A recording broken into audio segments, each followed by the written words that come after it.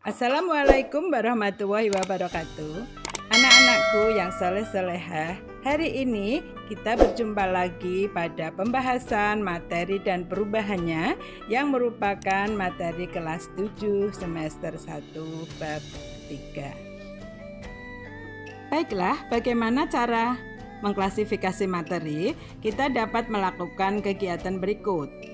1. Tulis 15 nama benda di rumahmu. Misalnya sabun, sapu, dan sebagainya.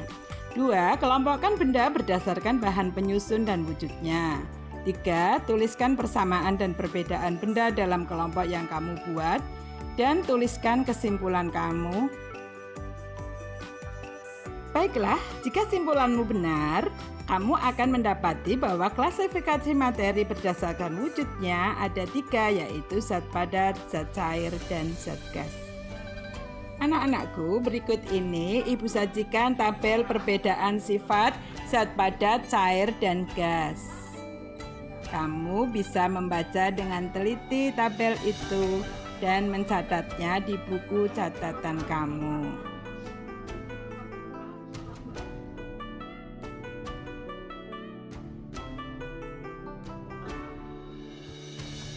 Sedangkan berdasarkan bahan penyusunnya, kita akan belajar tentang unsur, senyawa, dan campuran.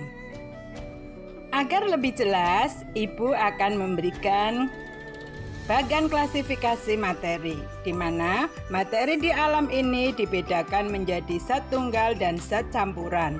Kemudian zat tunggal terdiri atas unsur dan senyawa, sedangkan campuran ini dibedakan 2 menjadi campuran hidrogen yang berupa koloid dan suspensi serta campuran homogen yang disebut larutan. Unsur yaitu zat tunggal yang tidak dapat dibagi-bagi lagi dengan reaksi kimia biasa. Contoh hidrogen, oksigen, emas, dan aluminium. Baiklah, kita bahas tentang ciri-ciri unsur. 1. Zat tunggal. 2. Tidak dapat diuraikan dengan reaksi kimia biasa dan terdiri atas satu atom. Unsur dibedakan menjadi 2, yaitu unsur logam dan unsur non-logam. Perbedaan sifat unsur logam dan non-logam dapat kalian perhatikan pada tabel yang Ibu sajikan berikut. Kamu bisa membaca dengan seksama dan mencatatnya di buku tulis kamu. Berikut ini Ibu sajikan kegunaan beberapa unsur logam dan unsur non-logam agar kalian lebih mengenal apa sih kegunaan dari unsur-unsur tersebut.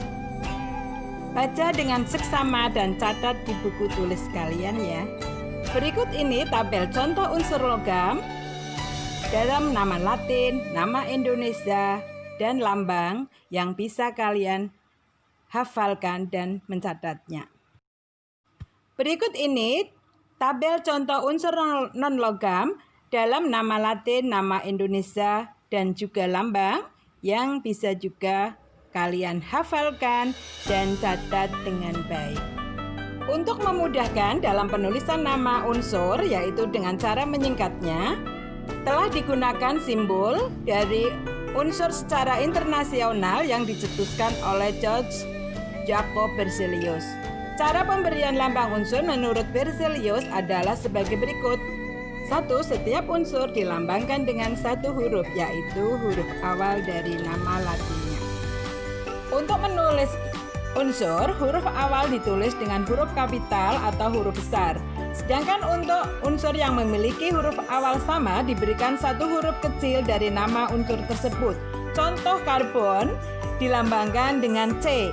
Sedangkan kalsium atau dalam bahasa Latinnya ditulis calcium dilambangkan dengan Ca.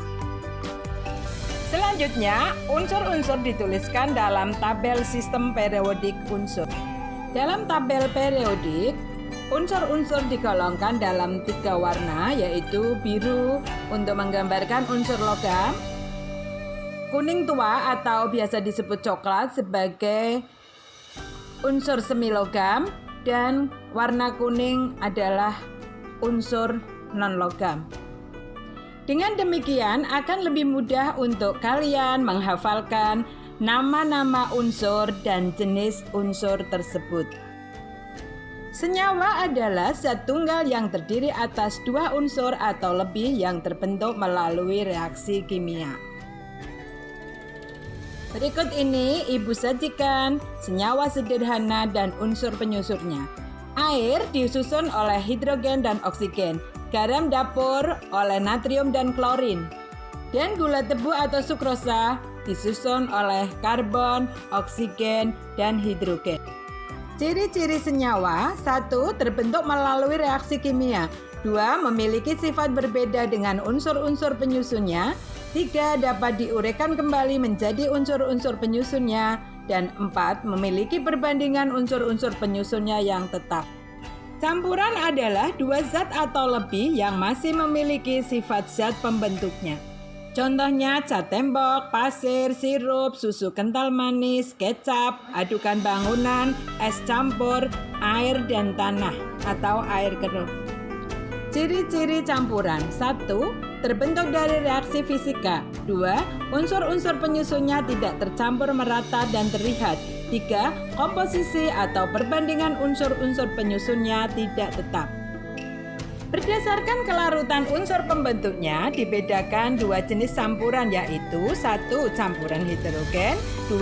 Campuran homogen atau larutan.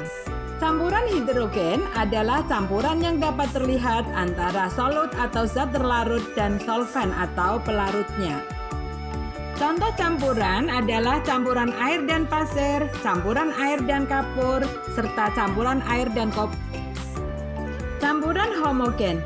Campuran homogen yaitu campuran yang solut atau zat terlarutnya sangat kecil dan larut merata dalam solvent atau zat pelarut.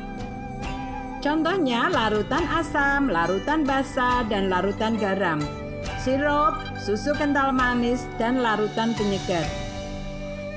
Teruslah belajar hingga akhir hayat. Semangat ya soleh-solehah Bunda. Sekian, terima kasih. Wassalamualaikum warahmatullahi wabarakatuh.